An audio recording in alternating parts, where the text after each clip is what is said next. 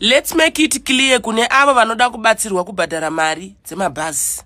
Kana usina passport iri valid o kana isipo passport kubhodha kunodiwa ma500. Iwe nevana vako whether mwana ane gore o gore zvichikwira munonidha mari dzemapassport kubhodha kana mapassport enyu asiri valid. Chimwe chinhu dzidzai kukomenda in full information. Hai Mabrijo ndine vana vangu vane mazera akati tiri kwakati. Handitika so takana ndichitotora munhu ndechitoziva kuti ava vana vanobhadhara o vana havabhadhari. Chimwe chinhu ndechekuti kana tichiti vanhu vari stuck hatisi kureva vanhu vekuti ndinenge ndapedza kutengesa furniture yangu kana kuti next week. You are not stuck. Stuck tiri kureva munhu ari in need. Kune vamwe vanhu right now vanenge vari stuck zvemashow zvekuti kwaari akatodzingwa kumba ari kutokumbira pekugeza, ari kukumbira pekurara o pekumbogara. Munhu iye anenge ari ready kuenda kumusha. Handitika ngatiitei kuti zvive nyore because umwe munhu noti wamuchuza later on uzonzwa kuti ndiri Cape Town but unenge watoita video watotaura kuti Pretoria neJoburg. I understand some of you guys you are not finishing the videos and hakuna here imwe nzvimbo isiri consulate guys inenge yakaungana kana kuti mazimba ari kuda plan because consulate inonetsera kuti vanhu vanozopesera vatorwa mafingerprints nehome affairs vakangotorwa mafingerprints nehome affairs havachatobetsereki because vanenge vamumaoko ekuda kuitozoitwa kana kuti deportation.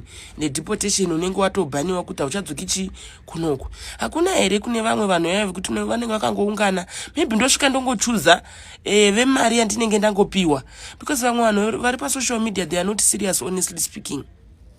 Right mukasei muri weZimbabwe nevanhu vese vakateerera ndanga ndichikumbira mhene kuna mukoma Mabus na General Stole hanzi mazano marangano handiti kungoedza kungopawo idea maybe zvinogona kubatsira iwo kana kuti zvichibatsirawo vana veZimbabwe kana zvichiita ndandichifungira kuti like muri kuona kuti vanhu vari kunyanya kudelaya pamaconsulate nemacamps paya nenyaya yekuti process yacho inenge ichizoitwa nekuenda kuHome Affairs nekunonyoresa izvozvo zviri kudelaya ende kune vamwe vanhu vasiri kutokwanisa kusvika panzvimbo dzacho idzodzo nekuti vanenge vari kure nemaconsulates acho iwayo.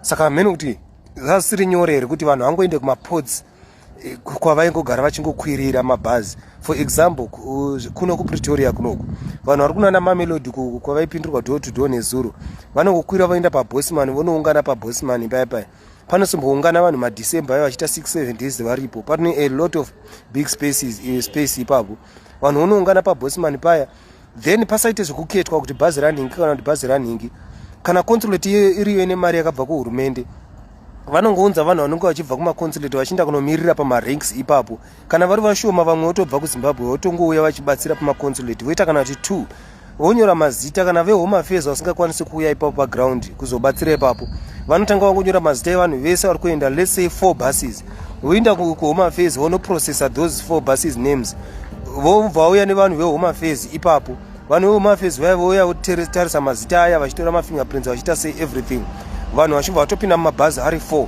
mabhazi iwayo angoverengwa kunzi ari pamberi 4 iwayo otoloadha achitoenda hazvine ine kuti nderani kuti tagara tine mabhazi ari kuenda kuZimbabwe munhu iye otopiwa mari yake kuzadza kwaita vanhu bhazi rotopinda murodhi rotoenda zvinogona kuita faster kuburitsa vanhu rather than kuti vanhu vakwire vachienda kumaconsulate vamwe varotoshayiwa mari yekutokwira kukunda consulate kwacho vamwe vanenge vaine zvinhu zvavanenge vaida kutakura zvisizokwanisika kuti aende kuconsulate kuJoburg achibva kuMamelodi izvozvo ndo zvandachifungidzirawo hamene kuti zvinoita here.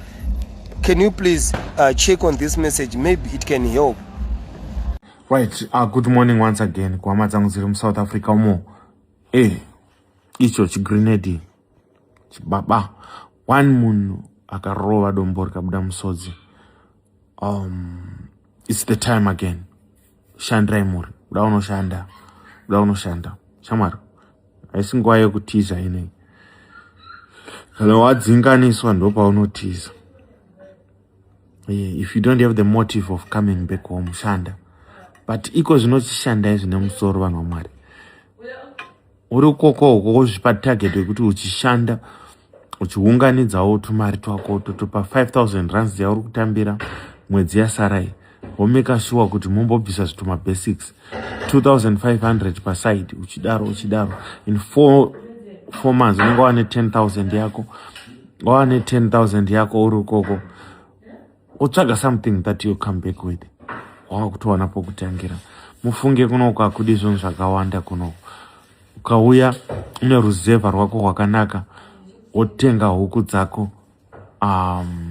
But if you use 5,000 rands, inokwanisa kuti utenge huku 200 nechikafu chadzo, wototanga basa, woraramisa muri. Musanyanya kuyeverwa muriko. Mwari vakupai a period. You'll be surprised muchaka. Vanoda kugara munotonosvikawo kunana next year uko muchingoriko but kuchingoita pop up yema issues here and there. Icho chabuda chigrenade.